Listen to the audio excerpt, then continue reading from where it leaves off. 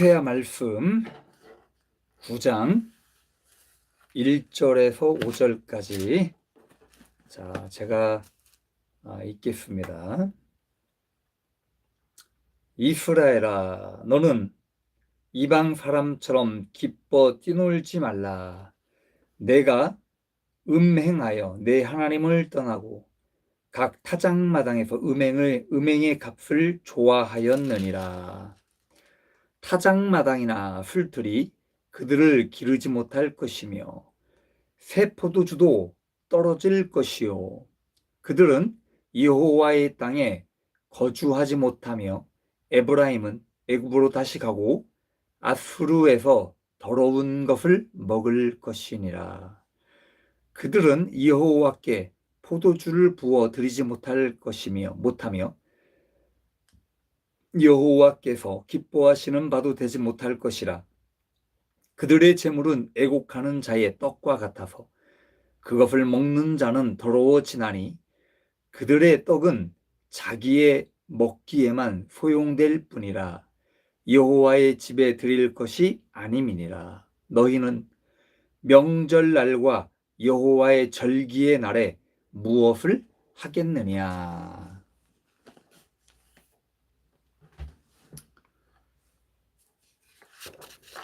오늘 말씀 제목은요, 너희는 여호와의 날에 무엇을 하겠느냐. 오늘 말씀 제목입니다. 너희는 여호와의 날에 무엇을 하겠느냐.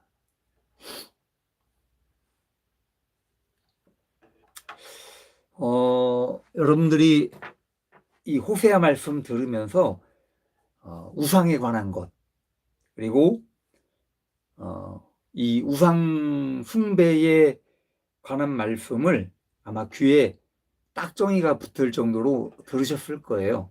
여러분들 귀를 한번 만져보십시오. 딱정이가 정말 생겼는지. 그래서 이 구약 성경에 등장하는 선지자들은 진짜로 만져보는 사람이 있는 것 같아. 이 구약 성경에 등장하는 그 선지자들은 특징이 있어요. 여기 호세 앞전에 우리가 어디 했는지 혹시 기억나십니까? 아모스를 우리가 했는데, 아모스 같은 경우는 그 사회 계층의 어떤 지도자들, 그 지배 계층에 있는 사람들이 정의와 공의가 무너진 거예요. 그 정의와 공의가 무너진 것에 대한 이야기를 드렸습니다. 그런데 오늘 우리가 지금 이 호세아 말씀을 강해를 하고 있는데, 이 호세아 선지자는 특별히 우상 숭배에 관한 이야기를 많이 하고 있어요.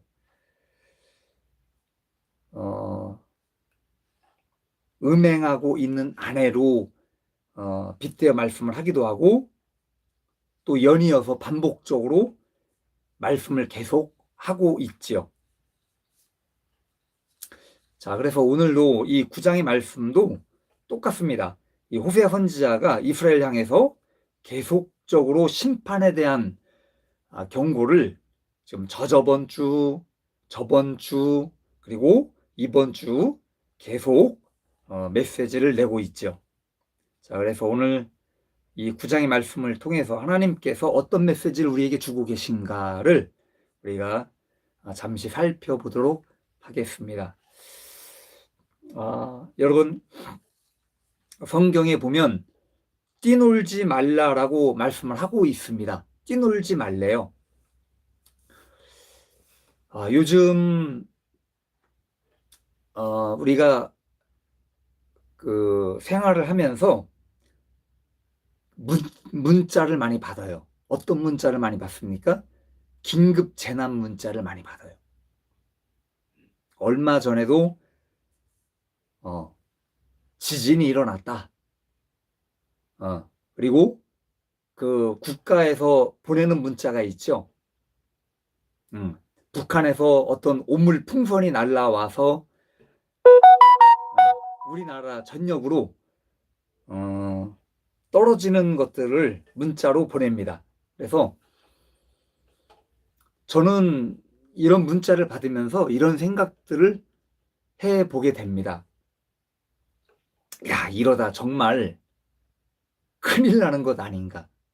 우리나라가 정말 큰일이 잘못하면 터지는 것 아닌가라는 그런 생각들을 한번 해봐요. 지금은 세상이 많이 바뀌었죠. 옛날에는 이런 문자가 어디 있습니까?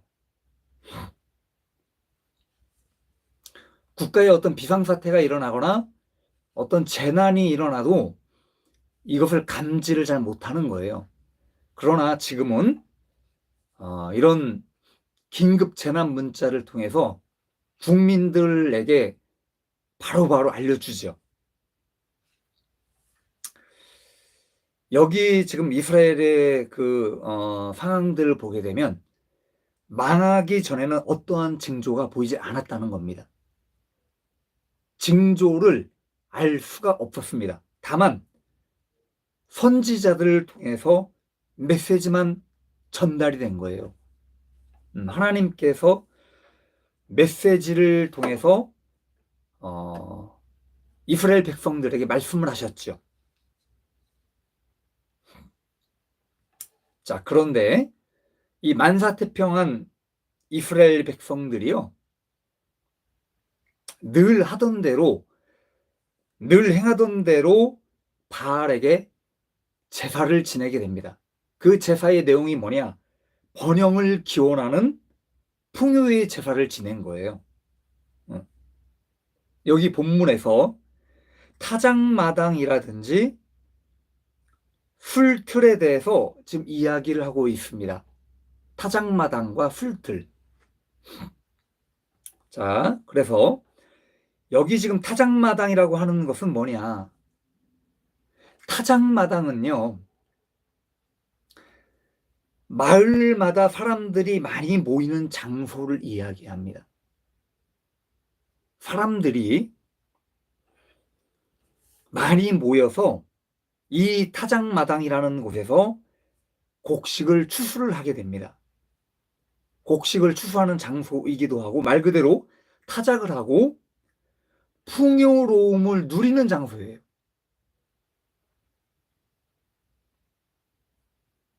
그리고 가장 큰 행사는 바로 뭐냐? 바알의 신상 앞에 이 추수한 것들을 가지고 제사를 지내는 곳이 바로 타작마당이었다는 겁니다.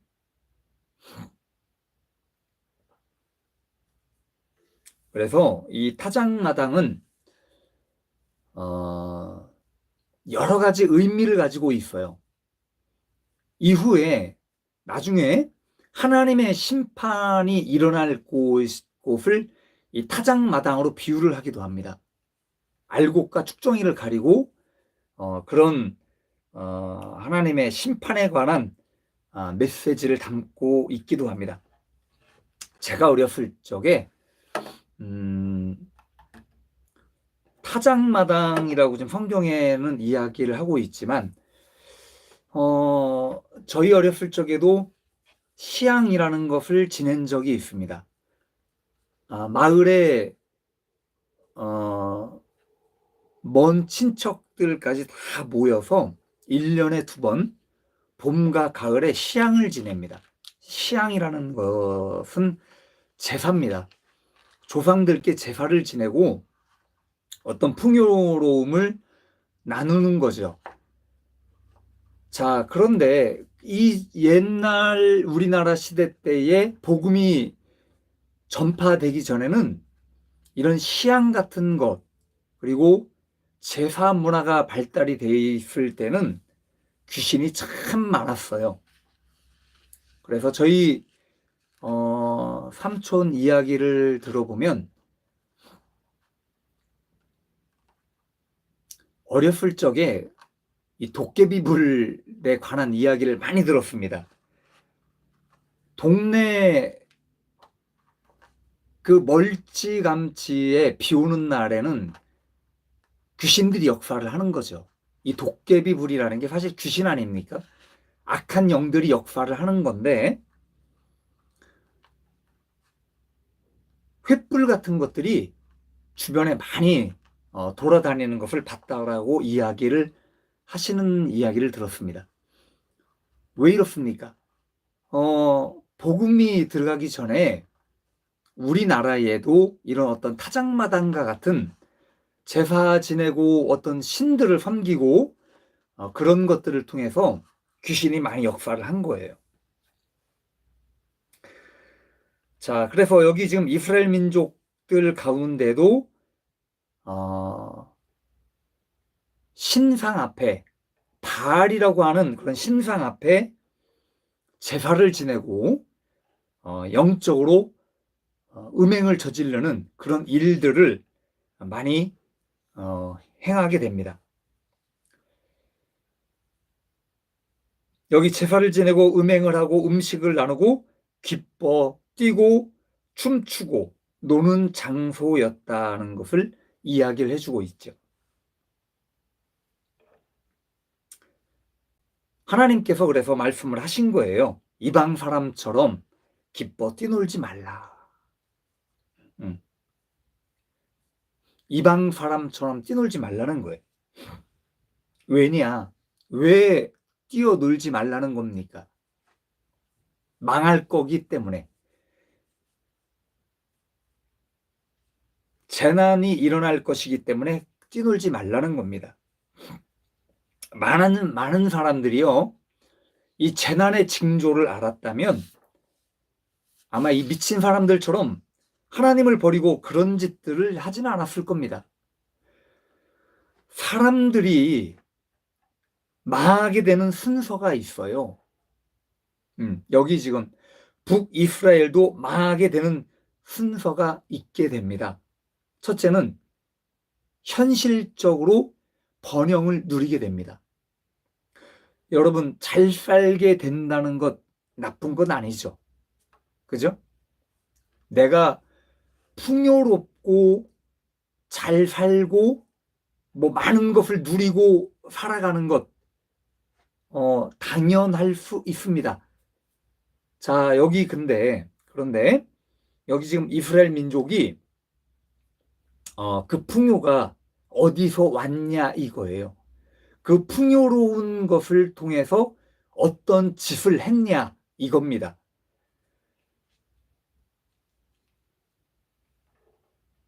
저는요, 가끔 복권을 사기도 했었지만 이 로또 복권이 당첨이 돼서 1등 당첨이 돼서 끝까지 잘 살고 있다라고 하는 사람 이야기를 많이 들어본 적이 없습니다. 거의 한꺼번에 이 부를 누리고 복권을 맞은 사람들이 전부 눈이 돌아가요. 눈이 핑핑 돌아가기 시작을 하면서 전부 쪽박을 차게 됩니다. 자, 신앙이 없는 사람들이요, 하나님 앞에 올바른 그런 신앙을 갖고 있지 않는 사람들이 이런 풍요를 누리게 되면 어떻게 되는가? 육신의 쾌락과 즐거움을 쫓게 되는 거예요. 이스라엘 백성들이요, 이런 풍요와 하나님께서 주신 복을 가지고 하나님을 섬기는 것이 아니고 바알의 어떤 신전 앞에 나가서 육신의 쾌락과 즐거움을 쫓아가게 됩니다. 여러분, 좋은 집, 좋은 차, 좋은 옷을 넘어서 정욕적인 것들을 탐닉하게 되고 실천하게 되고 그것을 좋아해서 중독이 돼서 빠져나오지 못하는 그런 삶을 살아가게 되는데 그 사람에게 주어진 이 번영과 축복들이요, 지금 시대도 마찬가지죠. 우리에게 세상이 주는 어떤 부요와 축복들이 어떻게 보면 나에게 독이 되는 거예요. 독. 영혼을 오히려 가난하고 메말라지는 삶으로 인도되게 만들어버리게 됩니다. 자, 그렇기 때문에 세 번째 어떻게 되느냐. 그렇게 살다 보면 번영이 오고 쾌락적이고 육신적인 삶을 살아가다 보면 결국 하나님의 사랑을 저버리게 된다는 겁니다.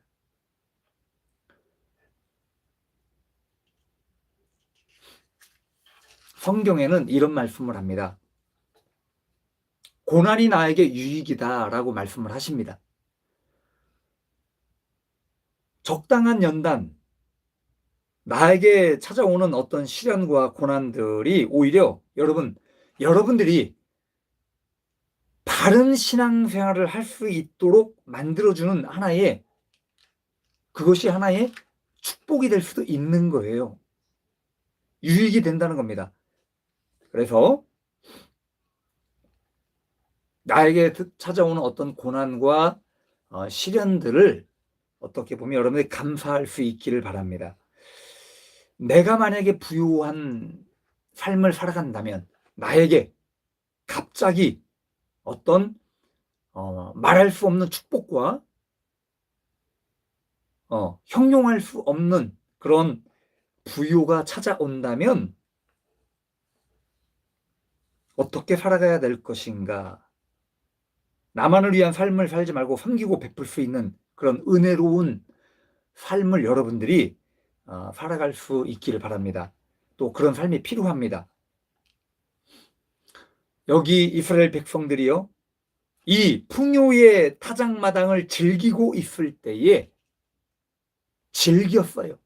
기뻐하며 뛰고 먹고 마시고 성적인 타락과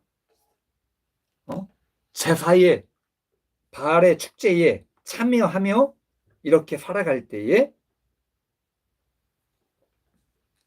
그들을 향한 재난이 갑자기 찾아옵니다.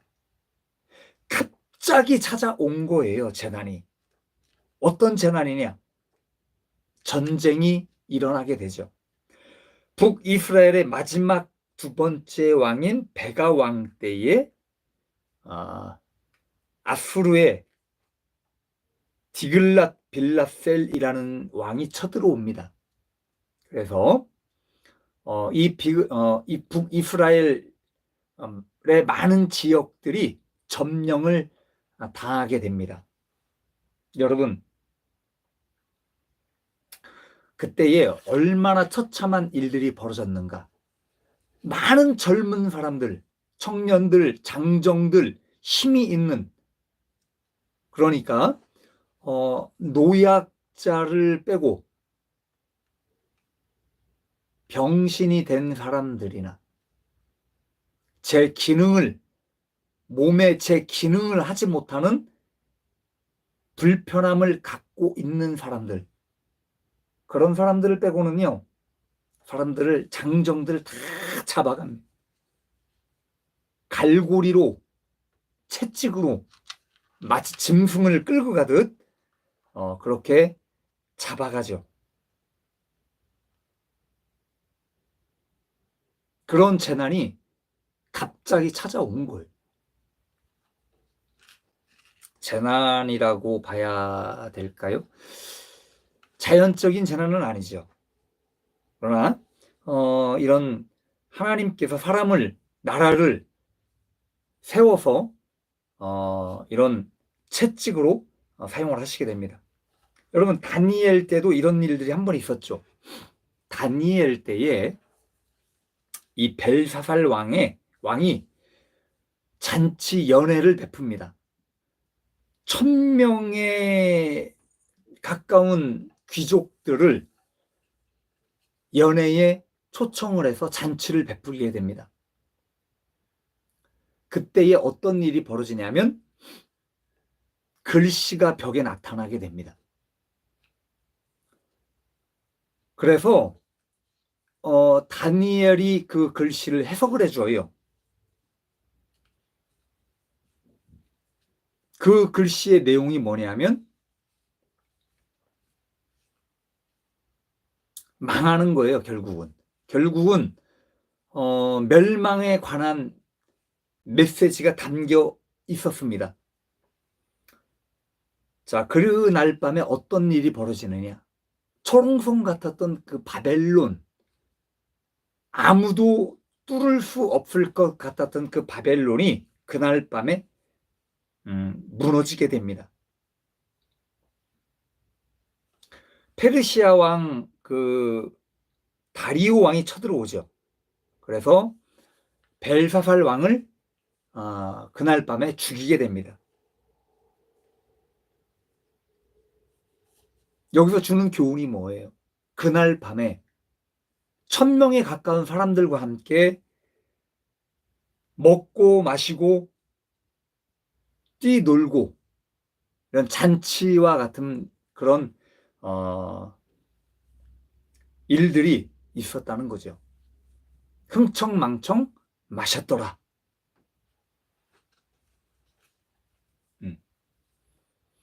여기 다니엘 시대뿐만이 아닙니다, 여러분.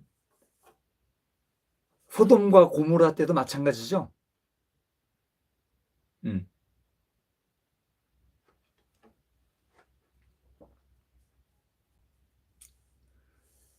자, 그리고 나서 그 이후에 이스라엘 백성들이 여호와의 땅에 거주하지 못하게 됩니다. 다 끌려갔기 때문에 거주하지 못하게 되는 거예요. 그리고 아수르에 잡혀가는 것이 마치 애굽의 종살이에 들어갔던 것처럼 다시 노예가 됐다라고 이야기하는 겁니다. 그리고 이스라엘 백성들은 그곳에서 우상의 제물을 먹어야 했고 멸망의 사람들로 동화될 수밖에 없었다는 것을 말씀을 해주고 있다는 것이죠. 여러분, 하나님께서 그들에게 묻는 말씀을 하셔요. 뭐라고 말씀을 하시느냐? 너희는 명절과 여호와의 절기의 날에 무엇을 하겠느냐? 라고 묻는 거예요. 이게 결과죠, 결과. 다 잡혀간 이후에 아무도 남아있지 않는 노약자들 외에 땅을 지킬 수도 없는 몸이 불편한 그런 사람들만 남아있는 북이스라엘 땅에 하나님께서 너희는 명절과 여호와의 절기의 날에 무엇을 하겠느냐라고 묻는 거죠.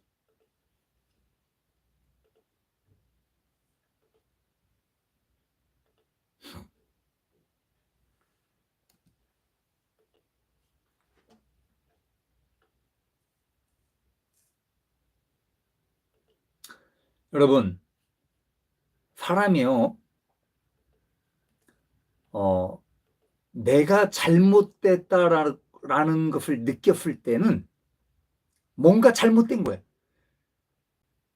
잘못된 것을 느꼈을 때는 이미 늦었다는 거예요. 포로로 잡혀가고 나서 때 늦은 후회를 하게 됩니다. 많은 사람들이 아마도 후회를 했을 거예요. 왜 하나님을 버렸을까? 왜 하나님을 우리가 믿지 않았을까? 왜 하나님을 사랑하지 않았을까? 라고 후회를 분명히 했을 겁니다. 아무리 돌이키려 해도 돌이킬 수 없는 상황에 맞닥뜨리게 되는데 하나님께서 경고하신 시간들이 있었기 때문에 그 사람들은 하나님의 메시지를 이미 들었습니다. 그러나 듣지 않은 그들에게는 고난을 받을 따름이더라. 그냥 그저 고난을 받을 따름이었다는 거예요. 이스라엘 백성들은 여호와의 날, 그들이 지켜야 할 절기가 되어도 하나님 앞에 지킬 수 없게 되었다는 것이죠. 너희는, 자, 여러분에게 한번 묻습니다. 여러분은 여호와의 날에 무엇을 하겠습니까? 오늘 말씀 제목입니다. 우리는 주님의 날에 무엇을 하겠느냐?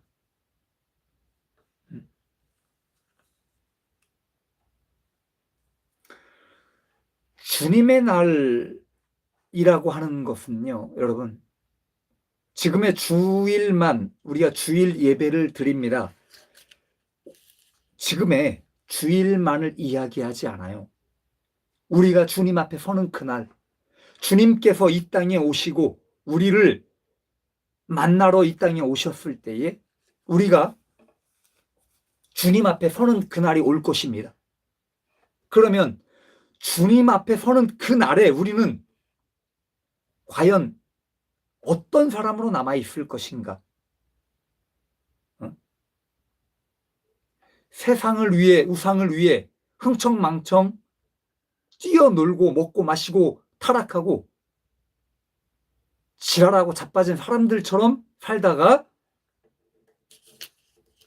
하나님 앞에 부끄러운 모습으로 추락할 것인가? 아니면 우리가 하나님 앞에 우리가 이 시간 예배하는 것처럼 찬양하며 주님 앞에 우리의 마음과 우리의 정성과 우리의 영혼을 하나님 앞에 올려드리는 것처럼 우리가 어떻게 서 있을 것인가?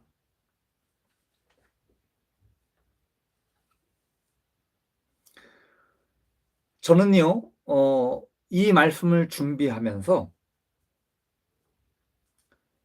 신앙생활을 해왔던 지난 시간들을 생각을 해보게 됩니다. 예전에 제가 21살 때로 기억을 해요. 제가 저번 주쯤에 동영상 예전에 부흥 집회 때 참여했던 그 목사님이 생각이 나서 그 동영상을 그 목사님 나오시는 그 설교 말씀을 그 동영상을 친구에게 보내주게 됩니다.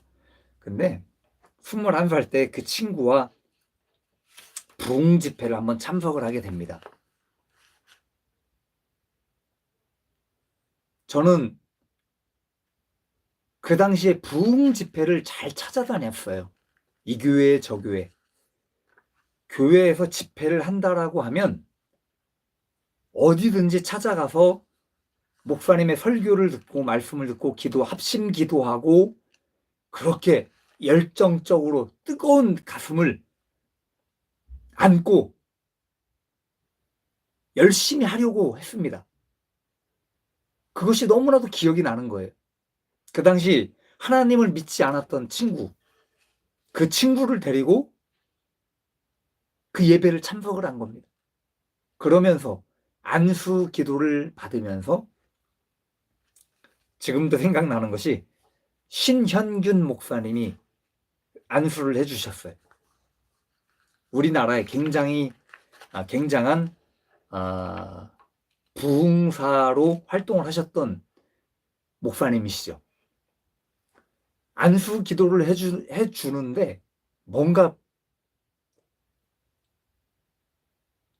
눈에서 번쩍하는 것이 있었습니다. 저만 그 체험을 받은 것이 아니라 친구도 그 똑같은 체험을 하게 됩니다. 하나님에 대한 어떤 반감, 하나님에 대한 신앙이 없던 그 친구가 그 한 번의 기도와 예배를 통해서 하나님이라는 존재를 느끼고 알아가려고 하는 그런 시발점에 서게 되는 거예요. 그런데 많은 시간이 흐릅니다. 가끔 저하고 참 친하게 지냈던 그 친구의 이야기를 들어요. 바쁘게 살아갑니다. 돈을 참 많이 번다라고 이야기를 듣습니다.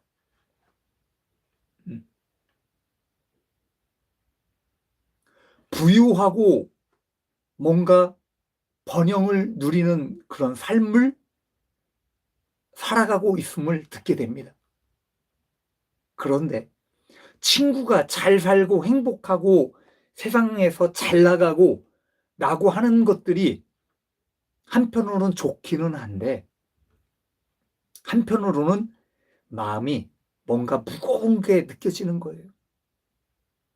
예전에 그 사모함을 가지고 부흥회를 쫓아가서 말씀을 듣고 기도하고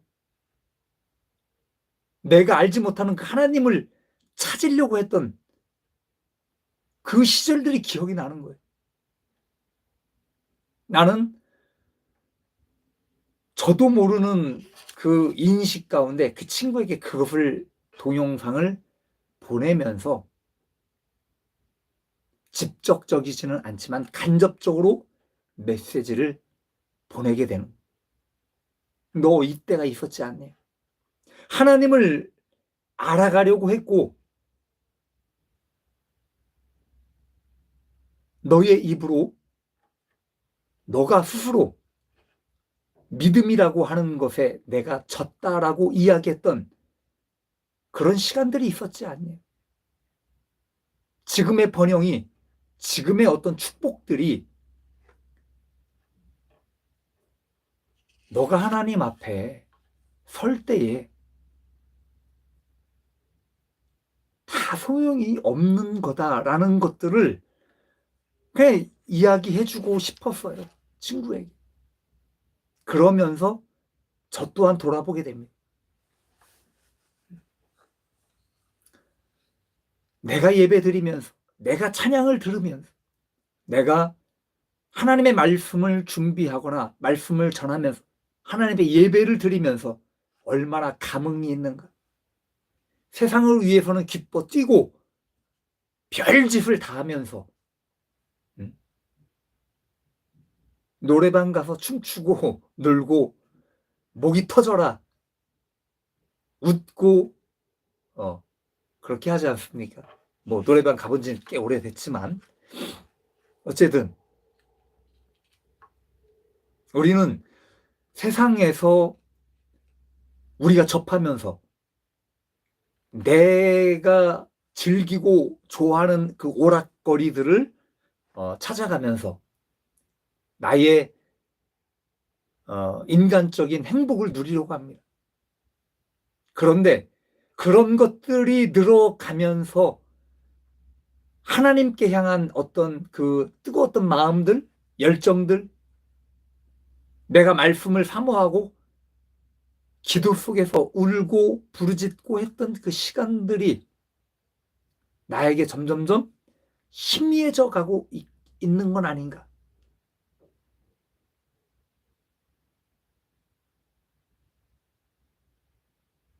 그래서 오늘 말씀처럼 우리는 주님의 날에, 주님 앞에 서는 그 날에 무엇을 할 것인가.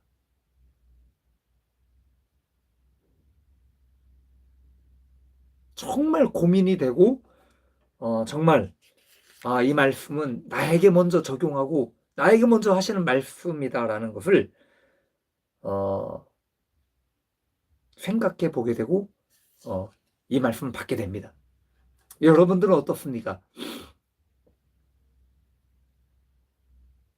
일평생을 신앙생활을 해 오신 분들도 계실 것이고 여러분들이 태어나서는 아니지만 살아가시면서 주님을 알게 됐고 주님을 만나게 됐습니다. 그런데 그 주님이 나에게 얼마나 소중한 분으로 계셨는가? 나에게 있어서 내 인생의 우선순위가 무엇이었는가? 내가 주님께 뭘 드렸고 내가 주님을 위해서 한 것이 무엇이 있는가라는 것들을 많이 생각을 해보게 되는 거예요. 오늘 그래서 찬양도 자 기도문도 그런 찬양의 고백을 드리게 되더라고요. 여호와는 나의 목자요. 날 항상 인도하셨어. 날 이끌어 주셨고 내 뒤에 계셨고 내 앞에 계셨고 주님께서 내 앞서 계셨어. 근데 우리는 그것을 잘 모르고 살아갔다는 거예요. 잊어버리고 살아갔다는 거예요. 지금이라도 우리가 주님 앞에 더 가까이 갈 수 있기를 바랍니다. 주님 앞에 서는 날 주님과 내가 함께 만나고 함께 같은 길을 걸어가고 얼마나 좋습니까? 그런 삶이 있기를 바랍니다. 기도하겠습니다.